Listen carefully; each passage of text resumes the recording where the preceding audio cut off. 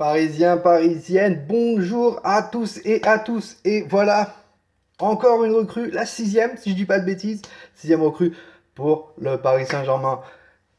Et c'est pratiquement officiel. Voilà, on sait que actuellement, quand je tourne cette vidéo, on est le matin et Idrissa Gueye passe actuellement sa visite médicale.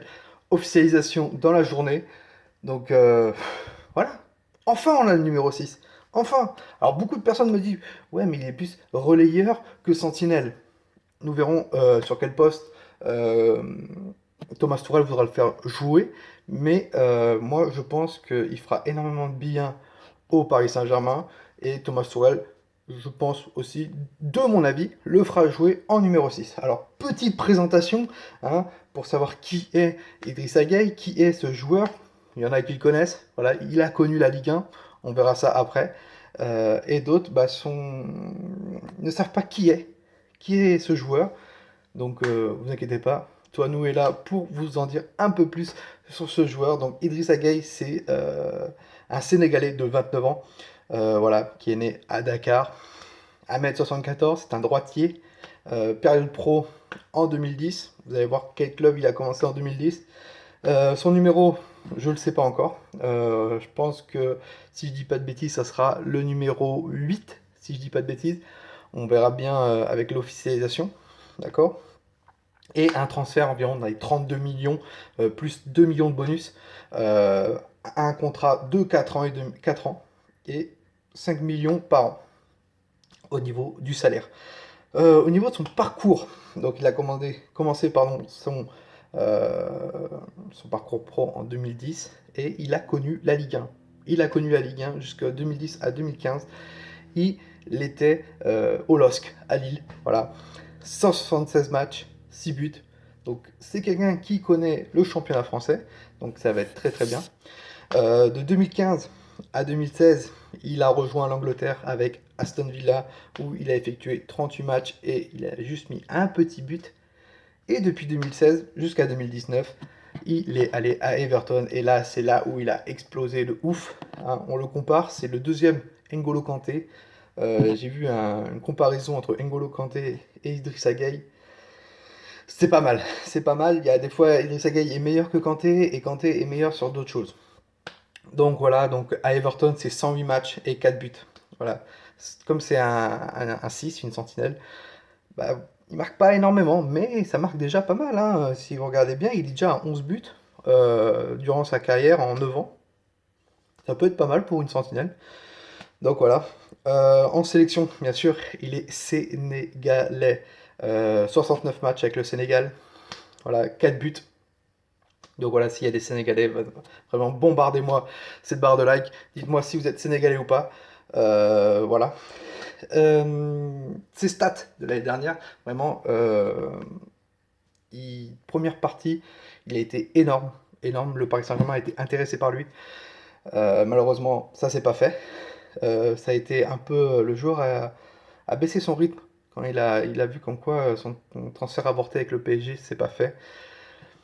Et il a fait une deuxième partie pas top, pas top. Une canne vraiment moyenne.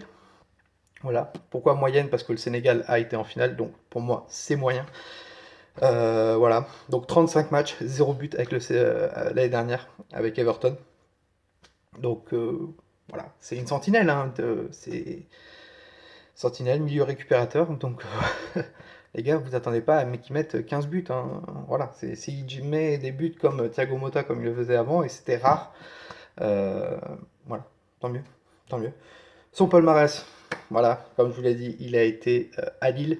Lille a été champion en 2011, si je dis pas de bêtises. Voilà, 2011. Donc il a gagné le championnat de France en 2011.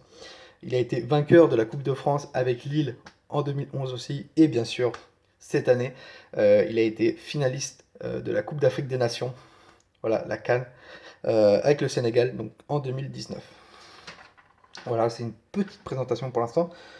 Comme je l'ai dit juste avant, voilà, il y a eu un transfert avorté l'année dernière. Il devait arriver au Paris Saint-Germain. Antero Henrique était sur le coup et ça a changé. Ça a changé. Antero Henrique a préféré prendre notre cher Leandro Paredes. voilà, qui est arrivé au Paris Saint-Germain pour 40 millions.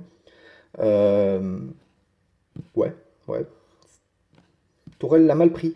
Thomas Tourelle l'a mal pris vraiment que Enrique a décidé de prendre Paredes. Gay était plus important au niveau sentinelle. Je suis d'accord avec Thomas Tourelle. J'aurais aimé que l'année dernière, Idrissa Gueye arrive au Paris Saint-Germain. Bon, il va arriver aujourd'hui. Il est arrivé à Paris hier soir. Voilà. Le mec très décontracté, vraiment super quoi. Donc il a fini la CAN la semaine dernière. Donc c'était vendredi dernier.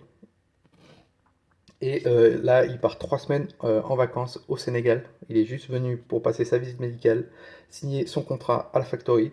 Et il part 3 semaines en vacances aussi après, donc au Sénégal. Et il reviendra, si je dis pas de bêtises, vers fin août.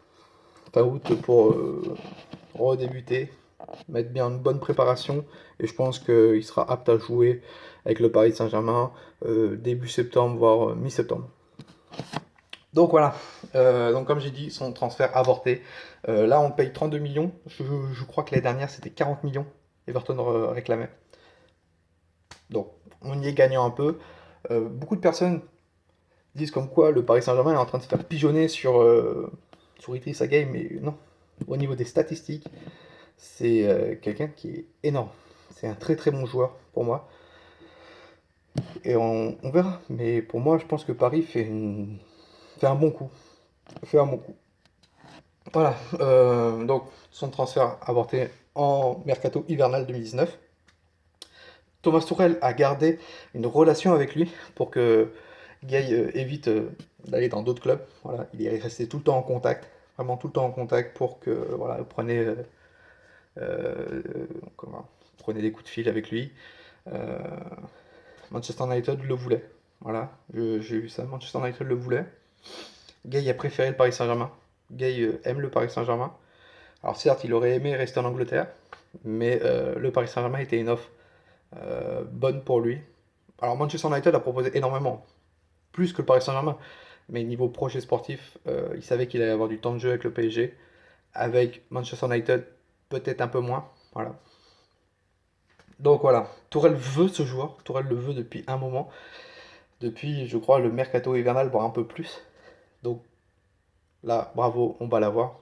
Bravo Thomas Tourelle, bravo à Leonardo pour ce mercato qu'il est en train de faire.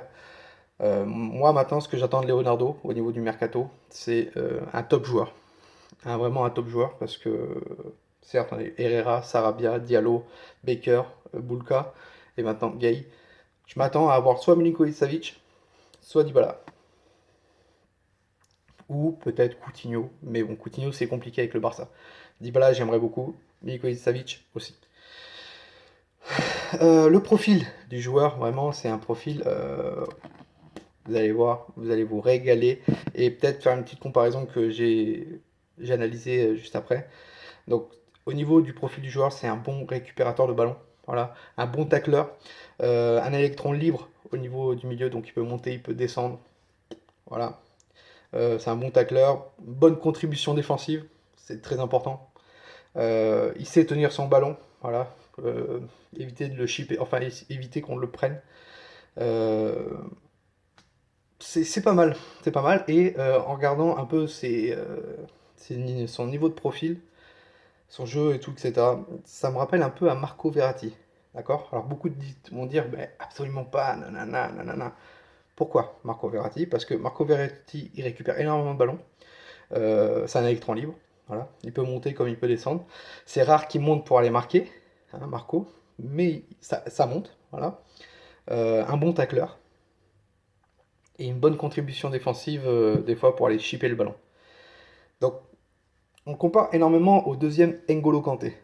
Voilà. Donc c'est un mélange vraiment pour moi Idrissa Gueye de Kanté et de Marco Verratti. C'est juste mon avis au niveau de son profil. C'est mon avis. D'autres personnes me diront oui, d'autres personnes me diront non. Dites-moi en commentaire ce que vous en pensez. Vraiment, ça m'intéresse énormément.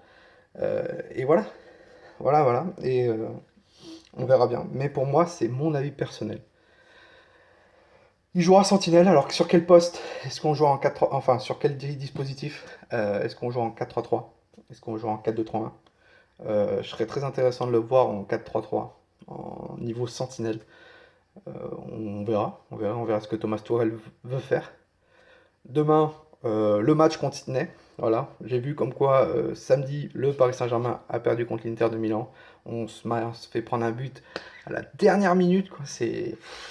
Mais c'est les matchs de préparation.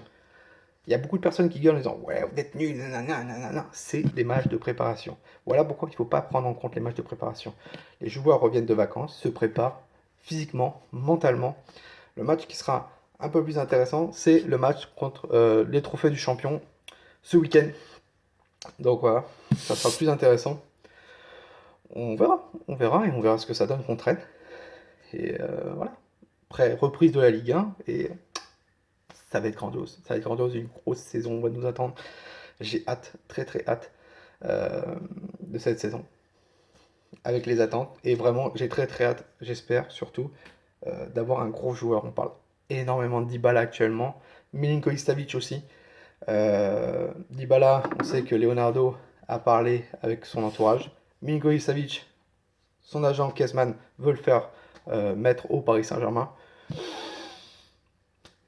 J'ai hâte, mais voilà. Idrissa Gueye, nouveau joueur du Paris Saint-Germain. Donc bienvenue à toi Idrissa. Là tu pars en vacances, mais on t'attend de pied ferme à la reprise fin août. Voilà, donc 3 semaines fin août et j'espère que tu vas nous faire du bien en Sentinelle parce on a énormément besoin de toi. Ça fait des années qu'on attend un 6. Là, tu es là. Donc merci beaucoup de rejoindre le Paris Saint-Germain et j'espère que tu nous feras vraiment des matchs de ouf. Voilà. À noter que c'est un joueur qui ne connaît pas la Ligue des Champions. Quoique si, avec Lille, bah si, Lille a été champion de France, donc il connaît la Ligue des Champions. Je suis bête. Alors après, je sais pas s'il était titulaire avec Lille en 2011, mais bon, c'est quelqu'un qui connaît la Ligue des Champions. Je suis bête. L'Europa League avec Everton ou Aston Villa, je ne crois pas, si je dis pas de bêtises. J'ai pas fait ces recherches-là, mais oui, il connaît la Ligue des Champions avec Lille. Comme il est resté de 2010 à 2015. Voilà. Donc voilà, Idrissa, on t'attend de pied ferme. Bonnes vacances à toi. Et surtout, tant que tu respectes ce maillot, ce fanion, et nous les supporters, et que tu nous fasses vibrer sur le stade, on t'aimera énormément. Voilà. Sur ce, Parisiens, Parisiennes, passez une bon début de semaine. Voilà, nouveau décor. Ça sera un nouveau décor actuellement, tout le temps comme ça. Euh, Petit déménagement. Voilà pourquoi j'étais pas trop présent sur les réseaux sociaux ce week-end. C'est la vie, c'est comme ça. Voilà. Et nous, on se retrouve très très vite. Vous inquiétez pas. On va voir pour faire des vidéos tous les deux. Je voulais faire une vidéo tous les jours. Ça va être compliqué. Tous les 2 jours, on va voir. Quand ça va être la reprise des matchs, ça sera une vidéo toutes les semaines. Enfin, quand il y aura un match du Paris Saint-Germain. À part s'il y a une bombe qui est lâchée. Vidéo mercato qui va bientôt arriver aussi. Et nous, on se retrouve très très très très très vite. Et surtout, n'oubliez pas, Paris est magique.